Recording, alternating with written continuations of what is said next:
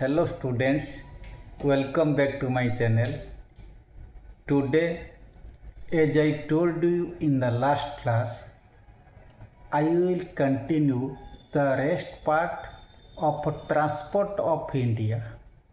Last class I completed roadways and this time I will complete railways and waterways. So that combinedly you can make a project of this chapter for the icse exam. Okay, so today we will continue railways. Okay, railways are an important means of land transport. Okay, then the Indian railway system is today the largest in Asia and the second largest in the world. The first passenger train in India ran between Bombay and Thane. Now it is Mumbai, but पहले ये बॉम्बे था. On 16th April 1853. On 3rd February 1925, first electric passenger train ran between Victoria Terminus and Kulla. जो Victoria Terminus था अभी CST हो गया, Chhatrapati Shivaji Terminus. Okay, the reorganisation of railways in India into regional zones began in 1951. Okay, after India became a republic in 1950. Okay, तब Indian Railways is divided into 18 zones. Okay, which are further subdivided into divisions. Then railway gauge, जो कुछ railway होता है बहुत ओसार होता है, कुछ medium होता है, वाइडनेस मीडियम होता है, कुछ का वाइडनेस बहुत कम रहता है. तब डिफरेंट गेज में डिफरेंट टाइप का रेलवे माने बगीज और रेलवे कैरियर मूव करता. Okay, so gauge is a technical term used for spacing of rails on railway lines. It is frequently referred to as the descriptor of a route or a network. There are basically three types of rail gauges. Okay, first होता है broad गज, जो हम लोग का जो general railway line में चलता पैसेंजर ट्रेन्स, ये जैसे कोई हम जो जाते हैं लॉन्ग ट्रेन जर्नी में, पैसेंजर ट्रेन हो, मालवाही ट्रेन हो, वो सब हम लोग का ब्रॉड गज में चलता है. ऐसे नैरो गेज, मीटर गेज जैसे कोई कंपनी वगैरह कहाँ पे सपोज एस्टैब्लिशमेंट हुआ, वो थोड़ा कम वाइड वाला रेलवे ट्रैक यूज करता है, इसका बगी भी बहुत कम रहता है, वो हो गया metre gauge. Narrow gauge hilly area में बहुत छोटा लाइन, इनका गेज बहुत छोटा होता है. ओके, ये narrow gauge. So broad gauge का विड्थ होता है 1.676 मीटर, इसका गेज डिस्टेंस होता है. मीटर गेज का 1 metre. Then gauge distance for narrow gauge is 0.762 to 0.610 meter. Okay, railways completed. Then waterways. Ships and boats are means of water transport. Ships sail in the oceans and seas, carrying all types of goods from one part of the world to another. Steamers and boats sail along big rivers, carrying passengers and goods from town to town along their banks in India. Big rivers like the Ganga, the Brahmaputra are used extensively as an inland means of water transport. The backwaters of Kerala are also widely used for water transport.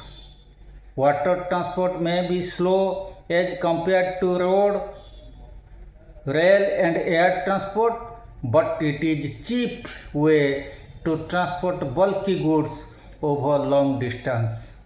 Okay, then next one, the Government of India has set up Inland Water Authority of India IWAI for the regulation and development of national waterways in the countries for shipping and navigation. 5 inland waterways have been declared as national waterways. These are number 1, National Waterway number 1. It is the largest inland waterway in India, having a span of 1620 km, traversing the Ganga Bhagirathi Hooghly system. It passes through the states West Bengal, Jharkhand, Bihar, UP, connecting major cities and industrial area. Then National Waterway number 2. It connects Hadia to Dhubri along Brahmaputra river and has a stretch of 891 km. It connects the northeast region with Calcutta and Haldia port. Then NH number 3. It runs from Kollam to Kottapuram. It comprises 168 km of West Coast Canal along with Champakara Canal and Udyagamandal Canal. It is one of the most navigable and tourism potential area in India. Then NHNW number 4. It runs through Kakinada, Puducherry Canal stretch and parts of Godavari and Krishna river. It has a stretch of 1095 km. Then NW number 5, this is the last one. It has a stretch of 588 km located in the state of Odisha and West Bengal. It comprises the Brahmani river and Mahanadi river delta, the East Coast Canal and Matai river.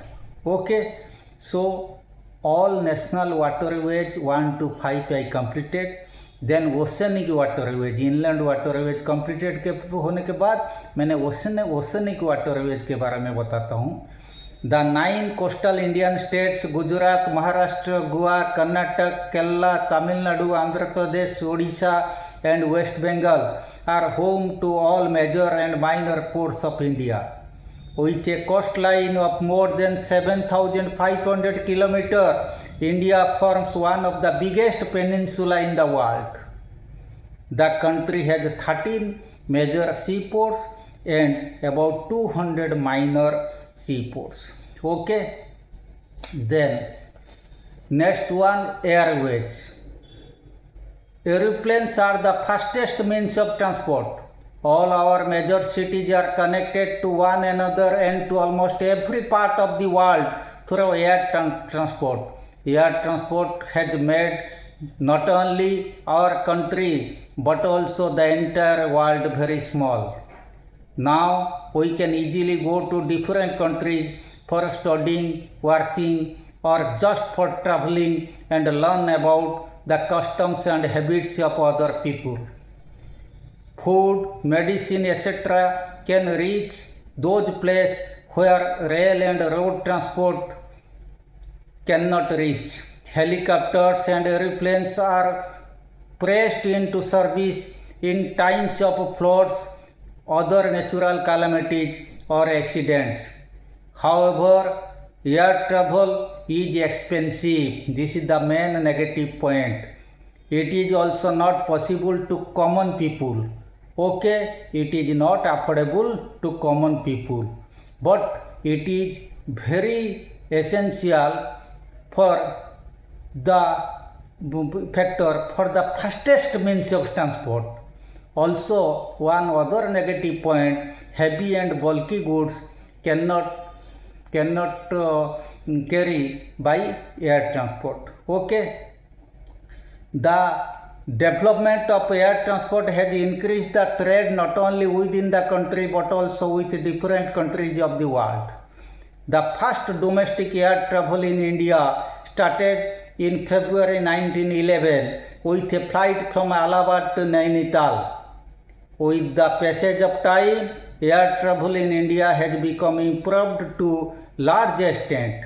The first commercial airline that had started operating in India was Tata Airlines in 1933. In 1946, Tata Airways had changed its name to Air India. In 1947, Air India had signed an agreement with the Government of India to begin its international operation. Today, there are many private airlines operating in the domestic routes. Airport Authority of India (AAI) looks after all the civil airports in India. Okay, then finally conclusion. Transportation in India has recorded a substantial growth over the years, both in spread of network and in output of the system. India's transport sector is large and diverse. It caters to the needs of 146 million people. A well-knit and coordinated system of transport plays an important role in the sustained economic growth of India. Okay, so completely transport chapter completed. Last time I only taught you about road transport, and today 3 other major transport: air transport, rail transport and water transport completed. So hope you combine all the notes. Today I am also sending the notes. Combine all the notes which will beneficial for making project as well as for appearing board exam. With this I remain. Thank you very much.